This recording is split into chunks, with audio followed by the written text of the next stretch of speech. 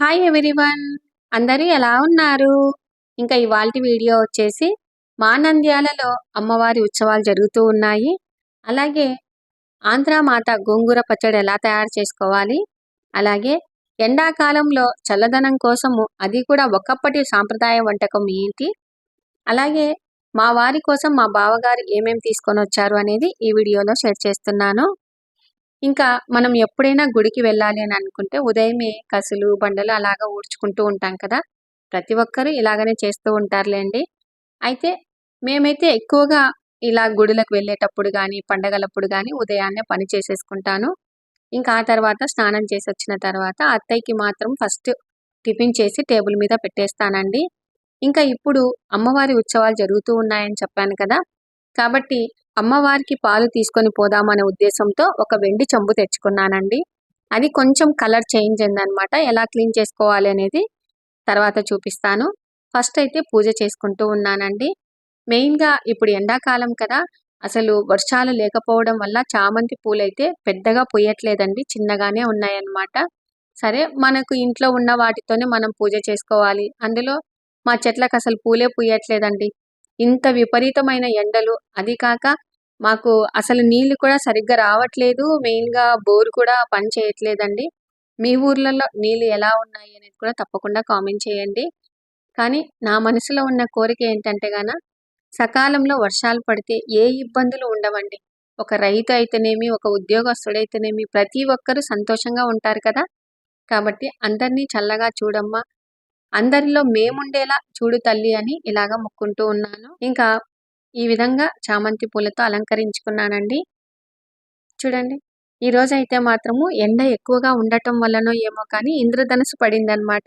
So, నాకు చాలా సంతోషం అనిపిస్తాది. అందులో మనకు దేవుని గూట్లో ఇలాగా సూర్యకిరణాలు పడితే చాలా బావుంటుంది కదండీ! ఆ క్లైమేట్ చూడటానికి కూడా చాలా బావుంటుంది. ఇంకా ఆ తర్వాత ఈరోజు ఏంటంటే పూజ చేసుకున్న తర్వాత మనము అమ్మవారు అంటే మా నంద్యాలలో చాలా మందికి తెలుసు. నవనందులు ఫేమస్ అనేది తెలుసు. ఆ తర్వాత ప్రపంచంలో రెండవ స్థానంలో వెలిసి ఉన్నటువంటి శ్రీ జగజ్జనని అమ్మవారు. అది కూడా పంచాదశ వార్షికోత్సవాలు జరుగుతూ ఉన్నాయండి. ప్రతి సంవత్సరం జరుగుతాయి. మనకు అంటే అప్డేట్ న్యూస్ కావాలి అనుకుంటే శ్రీ జగజ్జనని గుడికి సంబంధించినటువంటి ఒక ఛానల్ కూడా ఉందన్నమాట. ఆ లింక్ కూడా నేను డిస్క్రిప్షన్‌లో ఇస్తాను. ఒక్కసారి చెక్‌ఔట్ చేయండి. ఇంకా ఇప్పుడైతే పాలు తీసుకుపోవాలి కాబట్టి అమ్మవారికి పాలు ఓన్లీ ఒక స్టీల్ కానీ, వెండి కానీ ఇలాగా తీసుకొని వెళ్ళాలన్నమాట. అయితే నా దగ్గర వెండి చెంబు ఉంది అనే ఉద్దేశంతో ఇలాగా క్లీన్ చేస్తూ ఉన్నాను. ఇది క్లీన్ చేయటానికి నేను రూబీ పౌడర్ అండి. అంటే మెరిసుద్ద లాంటిది ఉంటది చూడండి. సైడ్ అయితే ఎక్కువగా రూబీ పౌడర్ తెచ్చుకుంటాము. కొంతమంది ఏంటంటే సబీనా ఇలాంటివన్నీ దొరుకుతూ ఉంటాయి కదా! ఆ పౌడర్ తీసుకొని మనము ఎక్కడ తడి చేయకుండా ఫస్ట్ వెండిది ఏదైనా కూడా తీసుకొని ఇలాగ నీట్‌గా రుద్దుకోవాలి. అప్పుడు నీట్‌గా ఎక్కడైనా కూడా మరకలు ఉంటే పోతాయండి. చూసారా? చెంబు తళతళ మిలమిల మెరుస్తూ ఉంది కదా! ఇలాగనే నేను వెండివి ఏవైనా వస్తువులు కూడా ఇలాగనే క్లీన్ చేసుకుంటూ ఉంటాను. ఇంకా ఆ తర్వాత మనము వెండి చెంబుకి గానీ, ఏ చెంబు తీసుకొని పోతే పాలు కానీ, నీళ్లు కానీ అమ్మవారికి మనం ఇలాగ తోరణం కట్టుకోవాలండి. 5 పోగులు కలిసి ఒక్క పోగుగా చేసుకుంటాము. ఆ తర్వాత ఆ దారంకి ఇలాగా పసుపు పట్టించి, ఆ తర్వాత ఒక ఆకుని తీసుకొని నేను మడిచినట్టుగా ఇలాగ మడిచి, ఈ విధంగా దారం కట్టుకోవాలండి. ఇంకా నేను గుడికి వెళ్తూ ఉన్నానంటే అత్తయ్య 1కి 2 సార్లు అది తీసుకొని వెళ్ళమ్మా, ఇది తీసుకొని వెళ్ళని గుర్తు చేస్తూ ఉంటారు. ఇంకా ఇప్పుడైతే ఇలాగ ఆకుని కట్టిన తర్వాత నెక్స్ట్ చెంబుకి ఇలాగా కట్టుకోవాలండి. ఫస్ట్ అయితే మనము చెంబుకి బొట్టు పెట్టుకోవాలి కదా! కాబట్టి ఈ విధంగా గంధం బొట్టు పెడుతూ ఉన్నాను. ఆ తర్వాత కుంకుమ బొట్టు పెట్టుకోవాలండి. ఇంకా ఇప్పుడు ఈ విధంగా తోరణం కడుతూ ఉన్నాను. మనము ఆకు మాత్రం మేమైతే ఒక్కటే ఆకు వేస్తామండి. దారం ముడి వేసేటప్పుడు మాత్రము ఇలాగ ఒక 2, 3 ముడులు వేసేస్తాము. ఇంకా కట్టుకోవడం మాత్రం ఇలాగ కట్టుకుంటామండి. ఇంకా ఇప్పుడు పాలండి. మనము గేదె పాలు కాకుండా ఆవు పాలు మాత్రమే తీసుకొని వెళ్ళాలి. అయితే ఇప్పుడు చెంబు నిండా పాలు పోసేసాను. మనం వెలితి లేకుండా ఏదైనా తీసుకొని వెళ్ళాలి కదా! నీళ్లు కానీ, పాలు కానీ కాబట్టి తొలుకుతాది అనే ఉద్దేశంతో ఈ విధంగా ఒక కవర్‌ని పెట్టేసి, కవర్‌కి పైన ఇలాగ రబ్బర్ బ్యాండ్ వేసేస్తూ ఉన్నాము. ఇలాగ మన ఇంటి నుంచి తీసుకొని వెళ్తే చాలా అంటే చాలా మంచిదండి. ఇంకా ఇలాగ మనం రబ్బర్ బ్యాండ్ వేసేస్తే ఎక్కడే గాని పాలనేది తొలకవు. మనం ఆటోలో పోయినా, ఒకవేళ కారులో పోయినా కూడా ఇబ్బందనేది ఉండదు. ఒకవేళ మనకు తొలుకుతాదని అని అనుకునే పాటైతే జస్ట్ ఒక చిన్న నాప్కిన్ తీసుకొని వెళ్తే చాలా మంచిది. ఇంకా ఆ తర్వాత ఈ గుడి సాంప్రదాయాలు ఏంటంటే మనము కంపల్సరీగా స్టిక్కర్ పెట్టుకోకుండా తిలకమే పెట్టుకోవాలండి. ఇంకా ఆ తర్వాత జుట్టుని ఇలాగా మొట్టెలాగా కట్టుకోవాలి. ఇంకా ఆ తర్వాత కాళ్ళకు పసుపు పట్టించుకోవాలండి. అలాగే చేతికి మట్టి గాజులు కూడా కంపల్సరీగా వేసుకొని వెళ్ళాలి. ఇంకా ఇప్పుడైతే నేను, మా మరిది గారు, అలాగే మా చిన్ననాటి స్నేహితురాలు రాధ ముగ్గురం కలిసి శ్రీ జగజ్జనని తల్లి గుడికి అయితే బయలుదేరామండి. నిజంగా మా నంద్యాలలో ఈ అమ్మవారు వెలిసి ఉండటం అంటే మన అదృష్టం అనే చెప్పొచ్చు. ఇంకా ఇక్కడ మాత్రము కొంచెం రోడ్డు వేస్తూ ఉన్నారు కాబట్టి కొంచెం ఇబ్బందిగానే ఉంది. అయినా కూడా జనాలు చాలా విపరీతంగా వచ్చారండి. అయితే మనము కొంచెం ముందరగానే దిగాలన్నమాట. సో ఈ గుడి గురించి మనం తెలుసుకుందామండి. మనకేంటంటే గుడి లోపలికి కెమెరాలు కానీ, ఫోన్లు కానీ ఏవి అలౌ ఉండవు. మెయిన్‌గా ముక్కోటి దేవతలను నడిపించేటటువంటి శ్రీ జగజ్జనని, సకల చరాచర జీవులను సృష్టించినటువంటి శ్రీ జగజ్జనని, అలాంటి శక్తి స్వరూపిణి మన నంద్యాలలో ప్రపంచంలో 2వ స్థానంలో వెలిసి ఉండటం మన అదృష్టమనే చెప్పొచ్చు. నిజంగా ఎంత సంతోషం అనిపిస్తుందంటే, ఒకప్పుడు నవనందులకే ప్రత్యేకమైనటువంటి నంద్యాల, ఇప్పుడు ప్రపంచంలో 2వ స్థానంలో వెలిసి ఉన్నటువంటి శ్రీ జగజ్జనని మాత మన నంద్యాలలో వెలిసి ఉండటం అంటే నిజంగా చాలా అదృష్టవంతులమండి.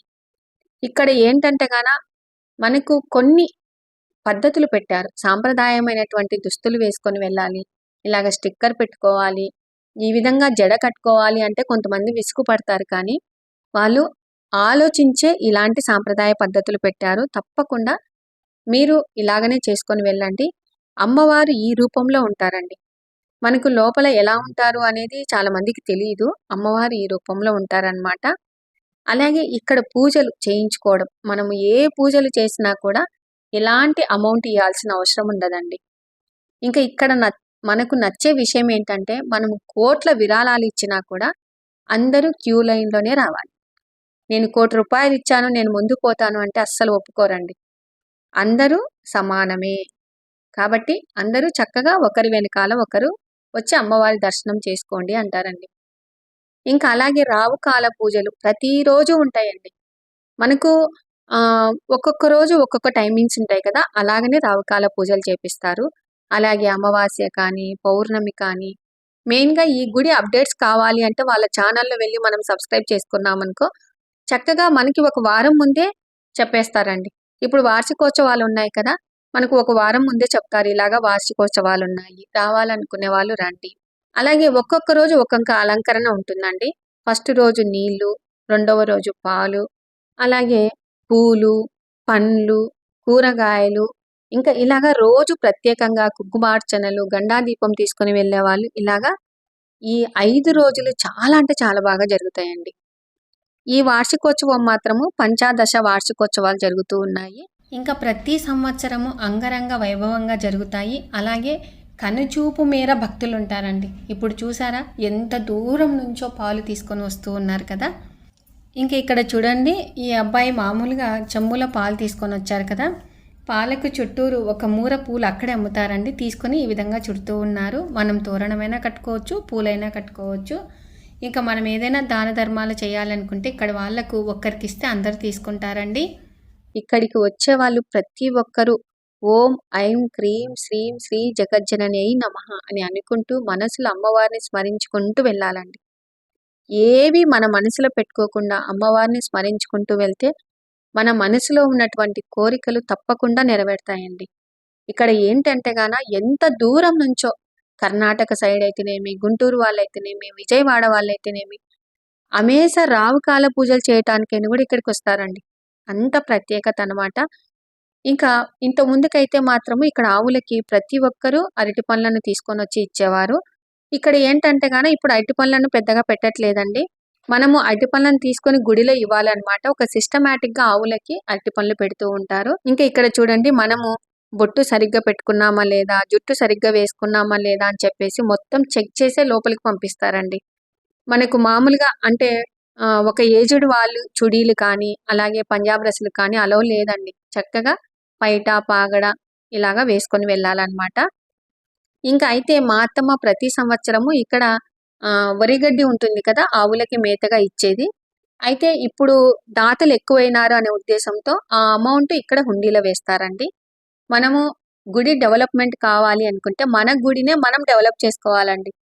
ఇక్కడ మనము ఏమి ఇవ్వాలనుకున్నామో అది అక్కడ ఎక్కువైందని అనుకో, ఆ అమౌంట్ మనము హుండీలో వేస్తే ఒక్క ఇటుక మనము చేర్చిన వాళ్ళం అవుతాము అనేది నా ఉద్దేశము. ఇంకా గుడి డెవలప్మెంట్ అయితే చాలా బాగా జరుగుతుందండి. అంటే పెద్ద గుడి కదా! ఈ అమ్మవారికి ఎదురుగా చెరువు కట్ట ఉంటదండి. మనకు చక్కగా రూట్ పడిందనుకో మనం అటు సైడ్ నుంచి కూడా రావచ్చు. ఇంకా ఇక్కడ మనకు మామూలుగా లాకర్ సిస్టమ్ ఉంటుంది పెట్టుకోవటానికి. అలాగే గుడిలో దర్శనం చేసుకొని వచ్చుకున్న తర్వాత అక్కడ అన్నదానం కూడా ఉంటుందండి. మేము చక్కగా అక్కడికి వెళ్ళి వేడి వేడిగా అన్నము, వంకాయ కర్రీ తిన్నాము. ఎంత టేస్టీగా చేశారంటే చాలా బాగా చేశారు. మీరు ఎవరైనా నంద్యాలకు వచ్చినప్పుడు తప్పకుండా అమ్మవారిని దర్శించుకొని వెళ్ళండి. చాలా మహిమాన్వితమైనటువంటి గుడి. ఓకేనా? ఇంకా ఇప్పుడైతే ఇంటికి వచ్చిన తర్వాత గోంగూర పచ్చడి చేసుకుంటే బాగుంటది అనే ఉద్దేశంతో ఫస్ట్ ఇలాగా గోంగూరని ఒక 2-3 సార్లు బాగా కడిగి ఇలాంటి రంధ్రాలు ఉన్నటువంటి ప్లేట్లో పెట్టేసుకున్నాను.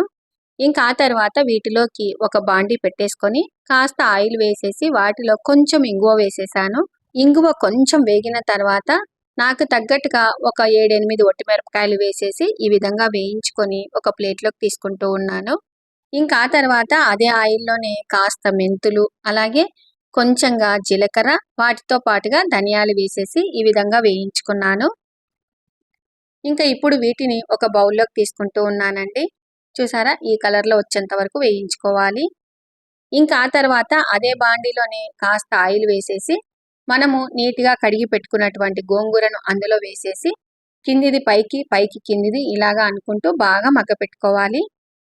ఇంకా ఇప్పుడైతే మధ్య మధ్యలో ఇలాగా కలుపుతూ ఉన్నాను. మనము ఈ గోంగూర పచ్చడి రోట్లోనే రుబ్బుకోవాల్సిన అవసరం లేదండి. బాండీలోనే రోటిలో రుబ్బినట్టుగా అంత టేస్టీతో ఇలాగా చేసుకోవచ్చు. అయితే మనము ఇలాగ మధ్య మధ్యలో ఈ విధంగా బాగా కలుపుకోవాలి. మా గోంగూర కొంచెం పులుపు తక్కువగా ఉందండి. కాబట్టి కొంచెం ఒక 4 దబ్బల చింతపండు వేసేసి వాటితో పాటుగా ఒక 6 వెల్లుల్లి రబ్బలు వేసేసాను. ఇంకా ఇలా వేసిన తర్వాత వెల్లుల్లి, అలాగే చింతపండు, గోంగూర బాగా మగ్గపెట్టుకోవాలి. చూసారా, ఈ విధంగా బాగా మగ్గపెట్టుకోవాలి. అలాగే అడుగంటకుండా మధ్య మధ్యలో కలుపుతూ ఉండాలన్నమాట. ఇంకా ఇది కలుపుతూ ఉండంగానే మనము ఫస్ట్లో ఒట్టిమిరపకాయలు అవి వేయించుకున్నాం కదా, అది మిక్సీ పట్టుకోవాలి. కాబట్టి ఒక మిక్సీ గిన్నెలో ఇలాగా వేసేసి వాటికి తగ్గట్టుగా కాస్త ఉప్పు వేసేసి ఈ విధంగా మనం మిక్సీ పట్టుకోవాలి. ఇంకా ఈ మిక్సీ పట్టుకున్నటువంటి మిశ్రమము ఇందులోనే వేసేసి ఇప్పుడు బాగా కలుపుకోవాలండి. చూసారా, నేను వీడియోలో చూపించిన విధంగా మనము గోంగూరలో ఇలాగ బాగా కలిసేటట్టుగా ఈ విధంగా కలుపుకోవాలి. ఇంకా ఇలాగా బాగా కలిపిన తర్వాత మనము సన్నగా కట్ చేసుకున్నటువంటి ఆనియన్స్ను ఇందులోనే వేసేసుకోవాలి. నేనైతే ఒక మీడియం సైజ్ ఆనియన్ ఇలాగా కట్ చేసి అందులో వేసేసాను. ఇంకా ఇప్పుడు పప్పు గుత్తి తీసుకొని ఇలాగా అంటూ ఉన్నానండి. అప్పుడు మనకి గోంగూర పూర్తిగా పూర్ణంలాగా రాకుండా కొంచెం కచ్చా పచ్చగా ఇలాగా ఉంటే అన్నంలోకి కలుపుకుంటే చాలా టేస్టీగా ఉంటుందన్నమాట. అయితే నేనైతే పప్పు గుత్తితో ఎప్పుడైనా కూడా ఇలాగనే అంటానండి. అంటే మనము అందరికీ రోళ్ళు ఉండవు కదా, సో కొంతమందికి ఏంటంటే రోట్లో దంచినటువంటి పచ్చడే టేస్ట్ ఉంటుందని అనుకునే వాళ్ళు రోట్లో దంచుకోవచ్చు. రోలు లేని వాళ్ళకి ఇలాగా చేసుకున్నా కూడా ఆ టేస్ట్ను పొందవచ్చండి. ఇంకా ఇలాగ అన్న తర్వాత వీటిలోకి పోపు వేసుకోవాలి కదా, కాబట్టి నాకు తగ్గట్టుగా ఆయిల్ వేసేసుకొని ఆయిల్ బాగా కాగిన తర్వాత పోపు గింజలు అంటే మినప్పప్పు, ఆవాలు, జీలకర్ర, శనగపప్పు ఇలాగ వేసేసి వాటితో పాటుగా కరివేపాకు, ఒట్టిమిరపకాయలు ఇలాగా వేసి బాగా దోరగా వేయించుకోవాలండి. ఏ పోపుకైనా కూడా మనం దోరగా వేయించుకున్నామనుకో చక్కగా మంచి సువాసన వస్తుంది. ఇంకా పక్కన అన్నం కూడా పెట్టేసుకున్నాను. ఇంకా ఇప్పుడు పోపు బాగా దోరగా వేగిన తర్వాత మనము ఇలాగా కచ్చా పచ్చగా దంచుకున్నటువంటి గోంగూర పచ్చడిని అందులోనే వేసేసి జస్ట్ ఒక్క నిమిషం అలాగా కలిపి మనం ఒక బౌల్లోకి తీసుకుంటే సరిపోతుంది. మనము ఇనుప బాండీలో చేసేటప్పుడు ఏ పులుపు పదార్థమైనా కూడా ఒక టమాటా పచ్చడైనా గోంగూర పచ్చడైనా ఎక్కువసేపు ఉంచకూడదండి. మనకు నల్లగా అవుతుంది. వంకాయ చేసినా కూడా నల్లగా అవుతుందండి. జస్ట్ మనం అలాగా అనేసి మనం ఒక బౌల్లోకి తీసేసుకుంటే సరిపోతుంది. ఇంకా ఇప్పుడు నేను ఒక బౌల్లోకి తీసేసాను. చూడండి, పచ్చడి ఎంత టేస్టీగా ఉందంటే నిజంగా సూపర్ అండి. చాలా అంటే చాలా బాగుంది అనమాట. తప్పకుండా నేను చెప్పినట్టుగా ఒకసారి మీరు కూడా ట్రై చేయండి. ఇంకా ఆ తర్వాత సడన్గా మా అక్క వాళ్ళు మేము వస్తున్నాము భోజనానికి అని చెప్తే నేను గోంగూరనే చేశాను పచ్చడి అంటే బాగుంటుందిలే పచ్చడి మెతుకులైనా కూడా అని అన్నారు. సరే అని చెప్పి కొంచెం వెరైటీగా ఉంటుంది, అందులో నిట్ట మధ్యాహ్నం వస్తున్నారనే ఉద్దేశంతో మన కడుపులో చల్లగా ఉండేటట్టుగా ఇలాగా అటుకులతో దద్దోజనం చేస్తున్నానండి. ఇంకా నేను తీసుకునేది మాత్రం అటుకులు మందం అటుకులే తీసుకున్నాను 1 కప్పు. ఇలాగా ఒక 2, 3 సార్లు బాగా కడిగి నీళ్లు వంపేసి వీటి మీద ఒక 2, 3 నిమిషాలు అలాగనే మూత మూసేసి పెడితే పొడి పొడిగా తయారవుతాయి. ఆ నీళ్లు కూడా అటుకులు పీల్చుకుంటాయండి. ఇంకా అంత లోపల నేనేం చేశానంటే వీటిలోకి ఆనియన్స్, పచ్చిమిర్చి, అల్లం ముక్కలు, కొత్తిమీర ఇలాగా సన్నగా కట్ చేసుకుంటూ ఉన్నాను. మనము పెరుగన్నంలోకి మనం ఏ విధంగా కట్ చేసుకుంటామో అలాగే దద్దోజనం అటుకులతో చేసినటువంటి వాటిలో కూడా అదే విధంగానే కట్ చేసుకోవాలి. చూసారా, అటుకులేమో చూడ్డానికి మెత్తగా ఉన్నాయి కానీ పొడి పొడిగా ఉన్నాయి చూడండి. ఇలాగనే ఉండాలన్నమాట. ఇంకా ఆ తర్వాత వీటిలోకి పెరుగు వేసుకోవాలండి. అయితే నేను ఒకేసారి చిలికి వాటిలో నాకు తగ్గట్టుగా నీళ్లు పోసేసి ఈ విధంగా పోసేస్తూ ఉన్నాను. మీరు లూజ్గా అవుతాదేమో అని భయపడనవసరం లేదండి. ఇది అటుకులు ఏంటంటే ఎక్కువగా మజ్జిగను పీల్చేస్తాయి. నీళ్ళనైనా మజ్జిగనైనా ఏదైనా కూడా పీల్చుతాయి కాబట్టి కాస్త ఎక్కువగానే వేసేసుకోవాలి. ఇంకా ఈ దద్దోజనము మనకు మరింత టేస్ట్ రావాలి అంటే కాస్త మీగడ వేసేస్తే సూపర్ టేస్ట్ ఉంటుందండి. కాబట్టి కొంచెం మీగడ వేసేసి మూత పెట్టి పక్కకు పెట్టేశాను. ఇంకా ఇప్పుడు వీటిలోకి కొంచెం ఆయిల్ కానీ నెయ్యి కానీ తీసుకుంటే బాగుంటుంది. సో నేనైతే ఆయిల్ వేసేసి పోపు గింజలు ఇలాగా మనం కట్ చేసుకున్నటువంటి ఆనియన్స్, అల్లం ముక్కలు, పచ్చిమిర్చి, కరివేపాకు, ఇంకా శనగపప్పు, ఒట్టి మిరపకాయలు ఇలాగా దోరగా వేయించానండి. ఇంకా ఇప్పుడు స్టవ్ ఆఫ్ చేసేసి లాస్ట్లో కొంచెం కొత్తిమీర వేసి పోపు అంతా చల్లబడిన తర్వాత ఇలాగా దద్దోజనంలో వేసుకోవాలి. చాలా అంటే చాలా రుచిగా ఉందండి. మనకు పూర్తి ఉండలు ఉండలుగా లేకుండా నేను చెప్పినట్టుగా ఒకసారి మీరు కూడా ట్రై చేయండి. తినేటప్పుడు కూడా చాలా పొడిగా అనిపిస్తుంది. ఇంకా ఇప్పుడు ఫస్ట్ అయితే ఆకలి అవుతుందండి. ఉదయం ఉపవాసం ఉన్నాం కదా, దేవుడి దగ్గర కొంచెంగానే పెట్టించుకొని తిన్నాము. అయితే ఇప్పుడు అన్నము గోంగూర పచ్చడి కలుపుకొని తింటున్నానండి. నిజంగా పొలాలలో మనము సద్ది తీసుకుపోయి తింటాం చూడండి, ఆ అనుభూతి కలిగిందనమాట. చాలా అంటే చాలా రుచిగా ఉందండి. తప్పకుండా మీరు కూడా ఒక్కసారి ట్రై చేయండి. ఇంకా ఆ తర్వాత పెరుగన్నం పెట్టుకోవాలి కదండి. కాబట్టి అప్పుడే మా అక్క వాళ్ళు వచ్చారండి. అంటే వాళ్ళు కొంచెం లేటుగా వచ్చారనమాట. ఉదయము కొంచెం పచ్చి మామిడికాయతో రోటి పచ్చడి చేసేసాం కదా, అది కొంచెం పెట్టేసుకొని ఇలాగ తింటూ ఉన్నాను. చూసారా, అటుకులతో దద్దోజనం కొంచెం గట్టిగా అయింది కదా, కాబట్టి మనం లూజ్గా కలుపుకోవాలి. ఇంకా అక్కకు చెప్తూ ఉన్నాను, అక్క అమ్మవారి దగ్గర జనాలు కనుచూపు మేర ఉన్నారు. అసలు ఎండ విపరీతంగా ఉంది. ఆ అమ్మవారి నామస్మరణ చేసుకుంటానే వెళ్ళిపోయి వచ్చామని చెప్తూ ఉన్నాను. సరే అని చెప్పి అక్క అమ్మవారి ప్రసాదం అని చెప్పి ఇంకా కొంచెం కొబ్బరి తీసుకొని కళ్ళకు అద్దుకొని తిన్నారు.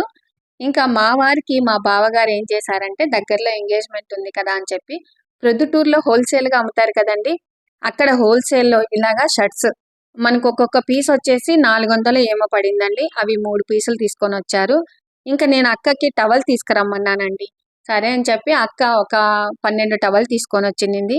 ఎంత పొడుగు ఉన్నాయంటే నిజంగా చాలా బాగున్నాయండి. ఒక్కొక్కటి 100 రూపాయలే అనమాట. ఇంకా మా బావ నువ్వే తీసుకుని కుట్టించుకో వెంకటేశ్వర రెడ్డి అని చెప్తూ ఉన్నారు. ఇంకా ఆ తర్వాత ఇక్కడ ఏంటంటే గాన మేము ఎప్పుడైనా కూడా ప్రొద్దుటూరులో బెడ్షీట్లు టవల్ తెప్పించుకుంటామండి. మీరు ఎంతమంది తెప్పించుకుంటారనేది కూడా తప్పకుండా కామెంట్ చేయండి. ఇంకా ఇవాల్టి వీడియో చూసేశారు కదండి. చక్కగా అమ్మవారి దర్శనం చేసేసుకున్నాము. మనము రోటి పచ్చడి నూరుకున్నాము. ఆ తర్వాత వెరైటీగా మనకు ఎండాకాలంలో చల్లగా ఉండేటట్టు అటుకులతో దద్దోజనం చేసుకున్నాము. తప్పకుండా ట్రై చేయండి. ఇవాల్టి వీడియో మీకు నచ్చినట్లయితే లైక్ చేయండి, షేర్ చేయండి, సబ్స్క్రైబ్ చేయండి. Thank you for watching. Bye అండి.